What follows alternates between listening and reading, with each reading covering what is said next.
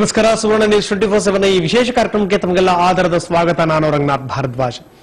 ಹಲವರಿಗೆ ಹಲವಾರು ರೀತಿಯ ಹವ್ಯಾಸಗಳಿರ್ತವೆ. ಕೆಲವರು ಓದಿರೋದೊಂದು, ಮಾಡೋದೊಂದು. ಇನ್ ಕೆಲವರು ಓದಿರೋದು ಜೊತೆಗೆ ಬೇರೆ ಕೆಲಸಗಳನ್ನು ಮಾಡ್ತಾ ಇರ್ತಾರೆ, ಬೇರೆದನ್ನು ಕೂಡ ಅಭ್ಯಾಸ ಮಾಡ್ತಾ ಇರ್ತಾರೆ. ಇಲ್ಲಿ ಅಂತ ಒಬ್ಬ ಮಹಾನವರಿದ್ದಾರೆ. ಅವರ ಪರಿಚಯವನ್ನು ನಾವು ಮಾಡಿಕೊಡುವಂತಹ ಪ್ರಯತ್ನ. ಅವರು ಓದಿರುವಂತದ್ದು ಎಂ.ಟೆಕ್. ಅತ್ಯಂತ ಪ್ರತಿಭಾನ್ವಿತ ವಿದ್ಯಾರ್ಥಿಯವರು. ಈಗ ಲೆಕ್ಚರರ್ ಆಗೂ ಕೂಡ ಒಂದು ಕಾಲೇಜಲ್ಲಿ ಕೆಲಸ ಮಾಡ್ತಾ ಇದ್ದಾರೆ. ಆದರೆ ಅವರಿಗೆ ಜ್ಯೋತಿಷ್ಯದ ಹುಚ್ಚು ಬೆಳೆಸ್ಕೊಂಡಿರೋರು ಇವರು ಮಾತ್ರ ಅಲ್ಲ, ಮೈಸೂರಿನ ಮಿತ್ರರು ಕೂಡ ಇದೇ ರೀತಿಯ ಜ್ಯೋತಿಷ್ಯದ ಹುಚ್ಚನ್ನ ಬೆಳೆಸ್ಕೊಂಡಿರುವಂತದ್ದು. ಇವರಿಬ್ಬರಿಗೆ ಸಂಬಂಧಪಟ್ಟಿರುವಂತದ್ದು ಈಗಿನ ವಿಶೇಷ ಕಾರ್ಯಕ್ರಮ. ಅದು ಎಂ.ಟೆಕ್ ಜ್ಯೋತಿಷ್ಯ.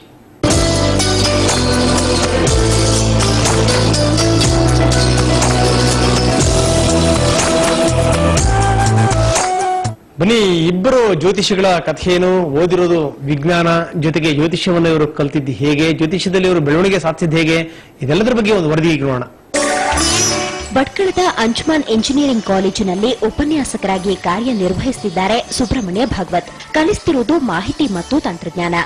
ಜೊತೆಗೆ ಆಧ್ಯಾತ್ಮ, ಭವಿಷ್ಯ, ಬದುಕುಗಳ ಬಗ್ಗೆ ಸಾಕಷ್ಟು ಸಾಹಿತ್ಯ ಕೃಷಿ ಮಾಡಿದ್ದಾರೆ.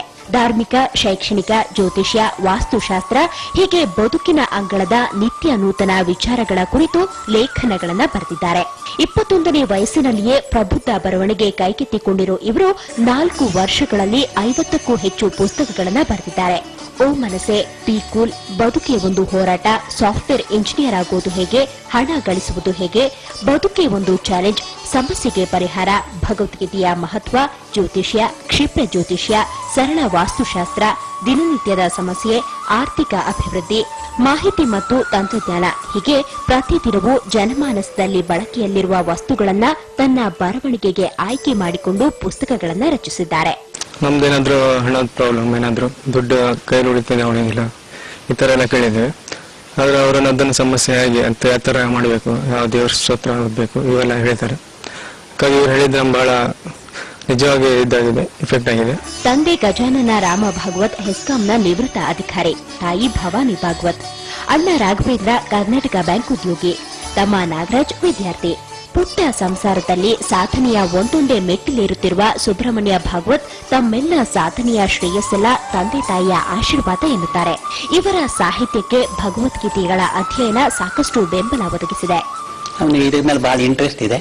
ಬುಕ್ಸ್ ಅನ್ನ ಬಹಳಷ್ಟು ಜ್ಯೋತಿಷ ಶಾಸ್ತ್ರ ಬಗ್ಗೆ ಜನರಲ್ ಆಗಿ ಇದಕ್ಕೆ ಮನಸ್ಸು ಬೇಕು ಮತ್ತು ಇಂಜಿನಿಯರಿಂಗ್ ಬುಕ್ಸ್ ಸಹಿತ ಬರೆದಿದ್ದಾನೆ. ಬಹಳ ಅಂದ್ರೆ ಸ್ವಂತ ಪ್ರತಿಭೆಯಿಂದ ಆತ ಮುಂದೆ ಬಂದಿದ್ದಾನೆ. ಇವನು ಮೊದಲಿಂದಾನೇ ಇವನಿಗೆ ಬರವಣಿಗೆ ಮೇಲೆ ಭಯಂಕರ ಇಂಟ್ರೆಸ್ಟ್. ಮತ್ತೆ ಅವನು ಎಂ.ಟೆಕ್ ಮಾಡಿದ್ದಾನೆ. ಇಂಜಿನಿಯರಿಂಗ್ ಕಾಲೇಜ್ನಲ್ಲಿ ಫಸ್ಟ್ ಲೈನ್ ಪಾಸ್ ಆಗಿ ಒಂದು ಸಾಧನೆ ಮಾಡ್ಬೇಕಂತ ಒಂದು 4 ಜನ ಹುಡುಗರಿಗೆ ವಿದ್ಯಾಭ್ಯಾಸ ಕಳಿಸ್ಬೇಕು, ತನ್ನಿಂದ ವಿದ್ಯಾ ದಾನ ಮಾಡಬೇಕು ಅಂತ ಅವನು ಮೊದಲಿಂದನೇ ಒಂದು ಗುರಿ ಇದೆ. ಇಂಜಿನಿಯರಿಂಗ್ ಮುಗಿಸಿದ್ದ ಭಾಗವತ್ ಯಾವುದಾದ್ರೂ ಕಂಪನಿಯಲ್ಲಿ ಉದ್ಯೋಗ ಅರಸಬಹುದಿತ್ತು. ಆದ್ರೆ ಹಾಗೆ ಮಾಡದ ಇವರು ಸೇವಾ ಮನೋಭಾವದಿಂದ ಜ್ಯೋತಿಷ್ಯ ಶಾಸ್ತ್ರ ಅಪ್ಪಿದ್ದಾರೆ. ಇಂಜಿನಿಯರಿಂಗ್ ಫಲಿತಾಂಶ ಬಂದ ಕೂಡಲೇ ಅವರೇ ಓದಿದ ಕಾಲೇಜಿನಲ್ಲಿ ಲೆಕ್ಚರರ್ ಆಗಿದ್ದು ಇವರ ಇನ್ನೊಂದು ಸಾಧನೆ. ಧಾರವಾಡದ ಎಸ್ಡಿಎಂ ಕಾಲೇಜಿನಲ್ಲಿ ಎಂ.ಟೆಕ್ ಮುಗಿಸಿದ ಭಾಗವತ್ ಅವರಿಗೆ ಜ್ಯೋತಿಷ್ಯವೇ ಉಸಿರು. ಜ್ಯೋತಿಷ್ಯ ಅಷ್ಟೇ ಅಲ್ಲ, ಡಿಪ್ಲೊಮಾದಲ್ಲಿ C++, data base management system ಇವರ ಪ್ರಸಿದ್ಧ ಪುಸ್ತಕಗಳು. ಇಂಜಿನಿಯರಿಂಗ್ನ 5ನೇ ಸೆಮಿಸ್ಟರ್ಗೆ ಆಂಗ್ಲೋರಿಥಮ್ ಲ್ಯಾಬ್ ಮ್ಯಾನ್ಯುಯಲ್ ಅನ್ನೋ ಪುಸ್ತಕವನ್ನ ಇವರು ಬರೆದಿದ್ದಾರೆ. ಬುಕ್ಕೆಲ್ಲ ಓದಿದ್ದೀನಿ ಸರಿಂದ, ಮಂತ್ರಶಕ್ತಿ, ಆಧ್ಯಾತ್ಮ ಪ್ರಭಾವ ತುಂಬಾ ಒಳ್ಳೆ ನೋಡ್ಬಿಟ್ಟು ನಾವು ಬಂದಿದ್ದೇವೆ. ಬಿಟ್ಟಾಗ ನಮ್ಮ ಪ್ರಾಬ್ಲಮ್ಸ್ ಸ್ವಲ್ಪ ಎಲ್ಲ ಸಾಲ್ವ್ ಮಾಡಿಕೊಟ್ಟಿದ್ದಾರೆ. ನಮ್ಗೆ ತುಂಬಾ ನಮ್ಮ ವರ್ಕ್ ಇದ್ರಲ್ಲಾಗಲಿ ಎಲ್ಲ ಇದ್ರಲ್ಲಾಗಲಿ ಇದರಿಂದ ನಾವು ಸರಿ ಸ್ವಲ್ಪ ತುಂಬಾ ಇದು ಮಾಡೋದು. ಜ್ಯೋತಿಷ್ಯ ವಿದ್ಯೆ ಇವರಿಗೆ ವಂಶ ಪಾರಂಪರ್ಯವಾಗಿ ಒಲಿದಿದೆ. ಇವರ ತಾತ ಮುತ್ತಾತ ಕೂಡ ಉತ್ತಮ ಜ್ಯೋತಿಷಿಗಳಾಗಿದ್ರು. ತಂದೆ ಮುತ್ತಾತ್ನ ಕಾಲದಿಂದ ನಾವು ಜ್ಯೋತಿಷಿಗಳು. ಅದು ಜನಸಾಮಾನ್ಯರಿಗೆ ಸುಲಭವಾಗಿ ಅರ್ಥ ಆಗಬೇಕು ಅನ್ನುವಂತ ಉದ್ದೇಶದಿಂದ ಜ್ಯೋತಿಷ್ಯ ಕಲಿಯಲಿಕ್ಕೆ ಅನುಕೂಲ ಆಗುವಂತೆ ಬಹಳ ಬುಕ್ಸ್ ಅನ್ನು ನಾನು ಬರೆದಿದ್ದೇನೆ. ಹೀಗಾಗಿ ನಾನು ಜ್ಯೋತಿಷಾಸ್ತ್ರ ಜನಕ್ಕೆ ಉಪಕಾರ ಆಗಲಿ ಅನ್ನುವಂತ ಇದರಿಂದ ನಾನು ಜ್ಯೋತಿಷಾಸ್ತ್ರವನ್ನ ಅಧ್ಯಯನ ಮಾಡಿದ್ದಲ್ಲದೆ ಜನಕ್ಕೆ ಹೆಲ್ಪ್ ಮಾಡ್ತಾ ಇದ್ದೇನೆ. ಎಂಟೆಕ್ ಮುಗಿಸಿ ಉಪನ್ಯಾಸಕರಾಗಿ ಬರವಣಿಗೆಯನ್ನು ಸರಿದೂಗಿಸುತ್ತಿದ್ದಾರೆ. ಮತ್ತೊಂದೆಡೆ ಜ್ಯೋತಿಷಿಗಳಾಗಿಯೂ ಹೆಸರು ಗಳಿಸಿದ್ದಾರೆ. ಒಟ್ಟಾರೆ ಭಾಗವತರದ್ದು ಬ್ಯೂಸಿ ಬದುಕು. ಕಡತೂಕ ಮಂಜು, ಸುವರ್ಣ ನ್ಯೂಸ್ 24/7 ಕಾರವಾರ. ಬನ್ನಿ ಇದ್ರ ಬಗ್ಗೆ ಮಾತಾಡ್ಲಿಕ್ಕೆ ಸುಬ್ರಹ್ಮಣ್ಯ ಗಜಾನನ ಭಾಗವತ್ ನಮ್ಮ ಜೊತೆಗಿದ್ದಾರೆ. ಸುಬ್ರಹ್ಮಣ್ಯ ಗಜಾನನ ಭಾಗವತ್ ರಾಜ್ಯ ಪ್ರಶಸ್ತಿ ವಿಜೇತ ಲೇಖಕರು, ಉಪನ್ಯಾಸಕರು ಮತ್ತೆ ಜ್ಯೋತಿಷಿಗಳು. ಸುಬ್ರಹ್ಮಣ್ಯ ಗಜಾನನ ಭಾಗವತರೇ, ಕಾರ್ಯಕ್ರಮಕ್ಕೆ ತಮಗೆ ಸ್ವಾಗತ. ನಮಸ್ಕಾರ. ಮತ್ತೊಬ್ಬರು ನಮ್ಮ ಜೊತೆಗಿದ್ದಾರೆ ಮೈಸೂರಿನಿಂದ, ಮೈಸೂರಿನ ಗೋಪಿನಾಥ್ ಪ್ರೊಫೆಸರ್ ಮತ್ತೆ ಹೆಡ್ ಆಫ್ ದಿ ಡಿಪಾರ್ಟ್ಮೆಂಟ್ ಆಗಿರುವಂತವರು ಜಯಚಾಮರಾಜೇಂದ್ರ ಇಂಜಿನಿಯರಿಂಗ್ ಕಾಲೇಜಿನಲ್ಲಿ. ಅದಾದ ನಂತರ ನಿವೃತ್ತಿ ಆದ ನಂತರ ಅವರು ಸಂಪೂರ್ಣ ಜ್ಯೋತಿಷಕ್ಕೆ ತಮ್ಮನ್ನು ತಾವು ಅರ್ಪಿಸಿಕೊಂಡಿದ್ದಾರೆ. ಹಲವಾರು ಪುಸ್ತಕಗಳನ್ನು ಕೂಡ ಗೋಪಿನಾಥ್ ಅವರು ಬರೆದಿದ್ದಾರೆ. ಮೈಸೂರಿನ ಸ್ಟುಡಿಯೋದಿಂದ ಗೋಪಿನಾಥ್ ನಮ್ಮ ಜೊತೆಗೆ ಸಂಪರ್ಕದಲ್ಲಿದ್ದಾರೆ. ಅವ್ರ ಜೊತೆಗೂ ಕೂಡ ಮಾತಾಡೋಣ. ಆದ್ರೆ ಅದಕ್ಕಿಂತ ಮೊದಲು ಸುಬ್ರಹ್ಮಣ್ಯ ಅವರೇ, ಓದಿರೋದು ತಾವು BE ಮಾಡಿರುವಂತವ್ರು, MTech ಮಾಡಿರುವಂತವ್ರು, ಇಂಜಿನಿಯರಿಂಗ್ ಕಾಲೇಜಲ್ಲಿ ಲೆಕ್ಚರರ್ ಆಗಿರುವಂತವ್ರು. ತಾವು ಹೇಗೆ ಜ್ಯೋತಿಷದ ಹುಚ್ಚು ಬಂದಿದ್ದು ಹೇಗೆ ತಮಗೆ ಅಂತ? ಅದೊಂದು ಇಂಟ್ರೆಸ್ಟಿಂಗ್ ಆದಂತ ಒಂದು ಸ್ಟೋರಿನ ಹೇಳ್ತಾನೆ ಕೇಳಿ. ನಮ್ಮ ತಂದೆ ಸದಾ ನಮ್ಗೆ ಚಿಕ್ಕಂದಲ್ಲಿ ಒಂದು ಕಥೆನ ಹೇಳ್ತಾ ಇರ್ತಾರೆ. ಈಗಲೂ ಅದೇ ಕಥೆನ ಹೇಳ್ತಾ ಇರ್ತಾರೆ. ಒಬ್ಬ ವ್ಯಕ್ತಿ ಮರ ಕಡಿಲಿಕ್ಕೆ ಕಾಡಿಗೆ ಹೋಗ್ತಾನೆ. ಕಾಡಿಗೆ ಹೋದಾಗ ಆ ಮರದ ಮೇಲಿರುವಂತ ಒಂದು ದೆವ್ವ, ಮರ ಕಡಿಬೇಡ, ನಿನ್ಗೆ ಬೇಕಾದ ವರನ್ನು ಕೊಡ್ತೇನೆ ಅಂತ ಹೇಳುತ್ತೆ. ಈ ವ್ಯಕ್ತಿಗೆ ಆಸೆ ಆಗ್ಬಿಡುತ್ತೆ. ಇವನಿಗೆ ಒಂದು ನ್ಯಾಯ ನೆನಪಾಗತ್ತೆ. ಯಾವ್ದಾದ್ರೆ ವೃದ್ಧಕುಮಾರಿ ವಾಕ್ಯ ನ್ಯಾಯ ನೆನಪಾಗತ್ತೆ. ವೃದ್ಧಕುಮಾರಿ ವಾಕ್ಯ ನ್ಯಾಯ ಅಂದ್ರೆ ಒಂದು ವಯಸ್ಸಾದಂತ ಒಬ್ಳು ಕುಮಾರಿ, ವೃದ್ಧ ಕುಮಾರಿ, ಮದುವೆ ಆಗದೆ ಇರುವಂತ ಒಬ್ಳು ಕುಮಾರಿ. ಒಂದು 2 ನಿಮಿಷ ಹೇಳ್ಬಿಡ್ತಾನೆ. ಹೇಳಿ. ಅವಳಿಗೆ ದೇವೇಂದ್ರ ಪ್ರತ್ಯಕ್ಷನಾಗಿ ಕೇಳ್ತಾನೆ, ಬೇಕಾದ ವರವನ್ನು ಕೇಳು. ಇವಳು ಕೇಳಿದ್ ಒಂದೇ ವರ, ಪಡೆದಿದ್ದು ಬಹಳಷ್ಟು ವರಗಳು. ಅವಳು ಕೇಳ್ತಾಳೆ, ನನ್ನ ಮೊಮ್ಮಕ್ಕಳು ಸದಾಕಾಲ ಮನೇಲಿ ಚಿನ್ನದ ನಾಣ್ಯದಿಂದ ಕೂಡಿ ಚಿನ್ನದ ತಟ್ಟೆಯಲ್ಲಿ ಊಟ ಮಾಡ್ಕೊಂಡು ಆರಾಮಿರ್ಬೇಕು. ನೋಡಿ, ಕೇಳಿದ್ ಒಂದೇ ವರ. ಅವಳಿಗೆ ಮೊಮ್ಮಕ್ಕಳಾಗ್ಬೇಕಾದ್ರೆ ಮೊದ್ಲು ಅವಳಿಗೆ ಮದುವೆ ಆಗ್ಬೇಕಾಯ್ತು, ಮಕ್ಕಳಾಗ್ಬೇಕಾಯ್ತು, ಆಮೇಲೆ ಮೊಮ್ಮಕ್ಕಳಾಗ್ಬೇಕಾಯ್ತು, ನಂತರ ಚಿನ್ನದ ಬಟ್ಟೆ ಇರ್ಬೇಕು, ಇದೆಲ್ಲ ಇರ್ಬೇಕಾದ್ರೆ ಮನೆ ಸಂಪತ್ತು ಇರ್ಬೇಕಾಯ್ತು. ಒಂದೇ ವಾಕ್ಯದಲ್ಲಿ ಅವಳು ಕೇಳಿದ್ದು ಎಲ್ಲವನ್ನೂ ಪಡ್ಕೊಬಿಟ್ಲು. ಮದುವೆ, ಮಕ್ಕಳು, ಎಲ್ಲ ಸಂಸಾರ ಸುಖವನ್ನು ಪಡ್ಕೊಬಿಟ್ಲು. ಈ ಮರ ಕಡಿಲಿಕ್ಕೆ ಹೋದವನಿಗೆ ಆ ದೇವನ್ ನೋಡಿದ ಕೂಡ ಅದೇ ವಾಕ್ಯ ನೆನಪಾಗತ್ತೆ. ಒಂದೇ ವರನ ಕೇಳಬೇಕು, ಜೀವನ ಪರ್ಯಂತ ಆರಾಮ ಇರ್ಬೇಕು. ಅದು ದುರಾಸೆ ಆಗ್ಬಿಡುತ್ತೆ. ಆತ ಒಂದು ಕೇಳ್ತಾನೆ. ನೋಡಿ ವೀಕ್ಷಕರೇ, ಇದು ಬಹಳ ನೀವೆಲ್ಲ ನೆನ್ಪಿಟ್ಕೊಳ್ಬೇಕಾದಂತ ಒಂದು ಅತ್ಯಮೂಲ್ಯವಾದಂತ ಕತೆ. ಈ ಕತೆ ನಮ್ಗೆ ಚಿಕ್ಕಂದಲ್ಲಿ ನಮ್ಮ ತಂದೆ ಗಜಾನನ ಭಾಗವತ ನೋಡಿ. ಆಗ ಇವನು ಒಂದೇ ವರ ಕೇಳ್ತಾನೆ, ನೀನು ಮರ ಕಡಿದು ಬೇಡ ಅಲ್ವಾ, ನಾನ್ ಬೇಕಾದ ವರ ಕೊಡ್ತೀಯಲ್ವಾ, ನಮ್ಮನೆಗೆ ಬಾ, ಬೇಕಾದ ನಮ್ಮನೆಗೆ ಬಾ, ನಾ ಹೇಳಿದ ಕೆಲಸ ಮಾಡ್ತಾ ಇರ್ಬೇಕು ಜೀವನ ಪರ್ಯಂತ. ಆಗ ದೇವ ಒಪ್ಪತ್ತೆ. ಆಯ್ತು, ನಾನು ನಿಮ್ಮನೆಗೆ ಬರ್ತೇನೆ, ಆದ್ರೆ ಒಂದು ಕಂಡೀಷನ್ ಇದೆ. ಏನಂದ್ರೆ ನನಗೆ ಕಂಟಿನ್ಯೂಸ್ ಕೆಲಸ ಕೊಡ್ಬೇಕು, ಇಲ್ಲಿದ್ರೆ ನಾನು ನಿನ್ನೆ ತಿಂದ್ಬಿಡ್ತೇನೆ. ಇವನಿಗೆ ಫುಲ್ ಖುಷಿ ಆಗ್ಬಿಡ್ತದ. ಯಾಕಂದ್ರೆ ಕೆಲಸ ಮಾಡೋರೇ ಇಲ್ಲ, ಕಂಟಿನ್ಯೂಸ್ ಕೆಲಸ ಕೊಟ್ರೆ ಯಾರಿಗೂ ಬೇಡ. ಆಗ ಮನೆ ಕರ್ಕೊಂಡು ಬರ್ತಾನೆ. ಏನೇ ಕೆಲಸ ಹೇಳಿದ್ರು ದೇವ ಕ್ಷಣಾರ್ಧದಲ್ಲಿ ಆ ಕೆಲಸನ ಮುಗಿಸ್ಬಿಡುತ್ತೆ. ಇವನಿಗೆ ಮುಂದೆ ಕೆಲಸ ಕೊಡ್ಲಿಕ್ಕೆ ಆದಿದ್ದಾಗ ಆ ದೇವ ಇವನನ್ನೇ ತಿನ್ಲಿಕ್ಕೆ ಬರುತ್ತೆ. ಆ ವ್ಯಕ್ತಿ ಆಗ ಓಡಿ ಓಡಿ ಓಡಿ ಓಡಿ ಅದೇ ಮರದ ಹತ್ರ ಬರ್ತಾನೆ.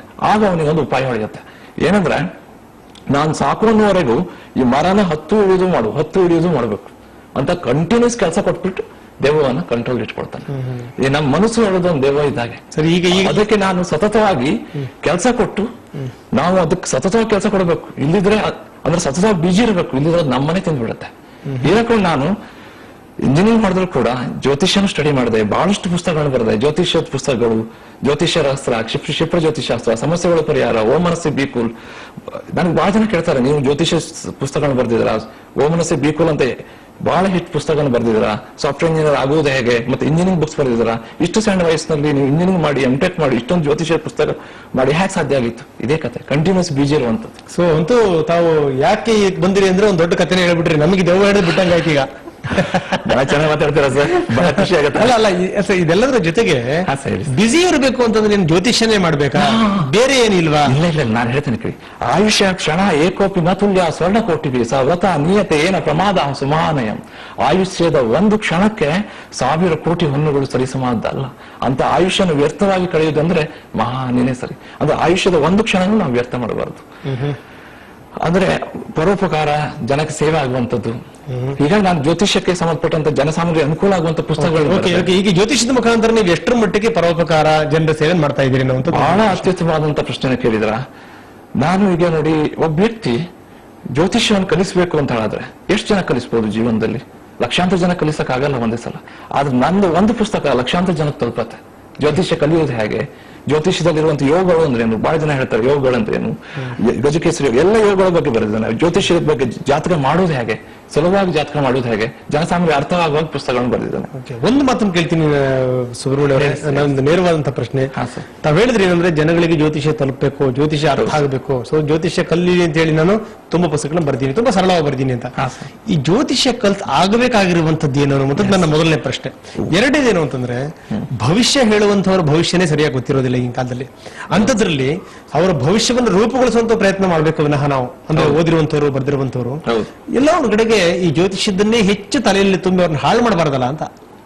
ಇಲ್ಲ ಇಲ್ಲ, ನೀವು ನೋಡಿ ಬಹಳ ಅತ್ಯುತ್ತಮವಾದಂತ ಪ್ರಶ್ನೆನ ಕೇಳಿದಿರಾ. ಜ್ಯೋತಿಷ್ಯ ಅನ್ನೋದು ಒಂದು ವಿಜ್ಞಾನನೇ, ಅದು ಕಂಡುಹಿಡಿದ ವಿಜ್ಞಾನಿಗಳೇ ನಿಜವಾಗಿ ಹೇಳ್ಬೇಕಂದ್ರೆ. ಆ ವಿಜ್ಞಾನಿಗಳು ಯಾರು? ಋಷಿಮುನಿಗಳು. ನೋಡಿ ನಾನು ಹೇಳ್ತೇನೆ ನೋಡಿ, ಗ್ರಹಣ ಆಗುವಂಥದ್ದು, ಸೂರ್ಯೋದಯ ಟೈಮಿಂಗು, ಚಂದ್ರಾಸ್ತ ಟೈಮಿಂಗು ಎಲ್ಲವೂ ಪಂಚಾಂಗದಲ್ಲಿದ್ದಾಗೆ ಆಗತ್ತೆ. ಆಗ ಗ್ರಹಗತಿಗಳು ಖಂಡಿತ ಮನುಷ್ಯನ ಮೇಲೆ ಪರಿಣಾಮ ಬೀರುತ್ತೆ. ಸೊ ಅಂದ್ರೆ ಇದು ಮೂಢನಂಬಿಕೆ ಅಂತೂ ಅಲ್ವೇ ಅಲ್ಲ, ಖಂಡಿತವಾಗೂ ಅಲ್ವೇ ಅಲ್ಲ. ಬಹಳ ಜನ ಹೇಳ್ತಾರೆ ವಿಜ್ಞಾನ ಅನ್ನುವಂತ ಮಾತನ್ನ ಏನೇ ಜ್ಯೋತಿಷಿಗಳು ಹೇಳಿದ್ರು ಕೂಡ ಇದು ವಿಜ್ಞಾನ ಅಲ್ಲ, ಇದು ಅಜ್ಞಾನ ಅನ್ನುವಂಥದ್ದು, ಅದನ್ನ ಒಪ್ಪಲ್ಲ ತಾವು. ನಾನು ಹೇಳ್ತೇನೆ ನೋಡಿ, ಆಸ್ ಎ ವಿಜ್ಞಾನದ ಸ್ಟೂಡೆಂಟ್ ಆಗಿ ನಾನು ನಿಮ್ಗೆ ಹೇಳ್ತಾ ಇದ್ದೇನೆ. ಒಂದು ಬೆಸ್ಟ್ ಎಕ್ಸಾಂಪಲ್ ಥ್ರೂ ಹೇಳ್ಬಿಡ್ತೇನೆ ನಿಮ್ಗೆ. ಹೇಳಿ ನೋಡಿ, ಇದು 1000 ರೂಪಾಯಿ ನೋಟ್. ಈ ನನ್ನ ವೀಕ್ಷಕರಿಗೆ ಕೇಳ್ತೇನೆ, 1000 ರೂಪಾಯಿ ನೋಟ್ ಯಾರಿಗೆ ಬೇಕು ಅಂತ ಕೇಳ್ತೇನೆ. ಎಲ್ಲ ಕೈ ಎತ್ತಿರಲ್ವಾ? ನೋಡಿ, ಇಲ್ಲಿ ನೋಟನ್ನ ಮಾಡ್ತೇನೆ, ಈ ತರ ಮಡಚಿ ಮುದ್ದೆ ಮಾಡ್ತಾನೆ. ಈಗ ಕೇಳ್ತಾನೆ ಯಾರಿಗ್ ಬೇಕು, ಈಗ ಎಲ್ಲರೂ ಬೇಕಂತ ಕೈ ಎತ್ತಾರ. ನಿಜ. ಕಾಲಲ್ಲಿ ಮೆಟ್ಬಿಟ್ಟು ತೊಳೆದ್ಬಿಟ್ಟು ಮತ್ತೆ ಕೇಳ್ತಾನೆ ಯಾರಿಗ್ ಬೇಕು ಅಂತ ಕೇಳ್ತಾನೆ. ಈಗಲೂ ಎಲ್ಲರೂ ಬೇಕಂತ ಕೈ ಎತ್ತಾರೆ. ನೋಡಿ, ಈ 1000 ರೂಪೀಸ್ ನೋಟ್ ನಾನು ಮಡಚಿ ಮುದ್ದೆ ಮಾಡಿ ಕೆಸರು ಮಾಡಿ ಇದು ಮಾಡಿದ್ರು 1000 ರೂಪೀಸ್ ನೋಟ್ ನ ಬೆಲೆ ಕಮ್ಮಿ ಆಗ್ಲಿಲ್ಲ. Still it was 1000 rupees. ಹಾಗೆ ಜ್ಯೋತಿಷ್ಯ ಅನ್ನೋದು ಕೂಡ ಜನ ಮೂಢನಂಬಿಕೆ ಅಂತ ಹೇಳಿ, ಜ್ಯೋತಿಷಿಗಳ ಭವಿಷ್ಯನೇ ಸರಿ ಇಲ್ಲ ಅಂತ ಹೇಳಿ ಏನೇ ಹೇಳಿದ್ರು ಇದ್ರ ಬೆಲೆ ಕಮ್ಮಿ ಆಗಲ್ಲ. ಆದ್ರೂ ಒಂದ್ ಮಾತು ಬರ್ಬೋದು, ಈ ನೋಟ್ ಹರಿದಾಕ್ಬಿಟ್ರೆ, ಹೌದಲ್ವಾ? ಹರಿದಾಕೋದು ಕೂಡ ನೀವು ಬಸ್ ಸ್ಟ್ಯಾಂಡ್ ಎಲ್ಲ ನೋಡಿ, ಬಸ್ ಸಿಗೋ ನೋಟ್ ಎಲ್ಲ 90% ಜನ ಹರಿದಾಕುವಂತ ಜನ ಇರ್ತಾರೆ ಇವತ್ತು ಕಾಲದಲ್ಲಿ, ಮೂಢನಂಬಿಕೆ ಹೇಳುವಂತವ್ರೆಲ್ಲ. ಜ್ಯೋತಿಷಿ ಸುಳ್ಳಾಗ್ಬೋದು, ಜ್ಯೋತಿಷ ಸುಳ್ಳಾಗಲ್ಲ. ನೀವು ಬಸ್ಸಲ್ಲೆಲ್ಲ ನೋಡಿ ಟಿಕೆಟ್ ಕೊಡ್ಬೇಕಾದ್ರೆ ಹರಿದ ನೋಟ್ಗಳು ಗಂಟೆ ಪಾಗಿ ಸಿಗುತ್ತೆ. Still it bus. ಅಂಡ್ ನೀವು ಒಂದು ರಿಸರ್ವ್ ಬ್ಯಾಂಕ್ ಕೊಟ್ಟರು ಕೂಡ ಹರಿದೋದ್ರು ರಿಸರ್ವ್ ಬ್ಯಾಂಕ್ ಕೊಟ್ರೆ ಆ ನೋಟ್ ವ್ಯಾಲ್ಯೂ ಇರುತ್ತೆ. ಅಂದ್ರೆ ಇದು ವ್ಯಾಲ್ಯೂಬಲ್ ಥಿಂಗಿಗೆ ಯಾವಾಗ ವ್ಯಾಲ್ಯೂ ಇದೆ. ಜ್ಯೋತಿಷ ಅಂತ ಇಲ್ಲ, ಮಂತ್ರಶಕ್ತಿ ಇರಲಿ, ವಾಸ್ತು ಇರಲಿ, ನಮ್ಮ ಈ ಪೂರ್ವಜರು ಕಂಡುಹಿಡಿದಿದೆಯಲ್ಲ ಎಲ್ಲವೂ ಸತ್ಯವಾದ ವಿಚಾರಗಳೇ. ಜ್ಯೋತಿಷ ಸುಳ್ಳಾಗ್ಬೋದು, ಜ್ಯೋತಿಷ ಎಂದಿಗೂ ಸುಳ್ಳಾಗಲ್ಲ. ಓಕೆ, ಸೊ ಇಲ್ಲಿ ನಾವು ಹೇಳೋ ಪ್ರಕಾರ ಅಂದ್ರೆ ಜ್ಯೋತಿಷಿಗಳೇ ಸುಳ್ಳಾಗಿರೋ, ಜ್ಯೋತಿಷ ಅಲ್ಲ ಅಂತಿರ್ತಾವ. ಜ್ಯೋತಿಷಗಳು ಸುಳ್ಳಾಗ್ಬೋದು, ಜ್ಯೋತಿಷ ಸುಳ್ಳ. ಓಕೆ ಸುಬ್ರಹ್ಮಣ್ಯ ಅವರ ಮತ್ತಷ್ಟು ನಾನು ನಿಮ್ಗೆ ಜೊತೆಗೆ ಮಾತಾಡ್ತೀನಿ. ಜೊತೆಗೆ ಗೋಪಿನಾಥ್ ಕೂಡ ಇದ್ದಾರೆ, ಮೈಸೂರಿನಿಂದ ನೇರ ಸಂಪರ್ಕದವರೆ, ಅವ್ರ ಜೊತೆಗೂ ಕೂಡ ಮಾತಾಡೋಣ. ಆದರೆ ಅದಕ್ಕಿಂತ ಮೊದಲು ಸಣ್ಣ ವಿರಾಮ.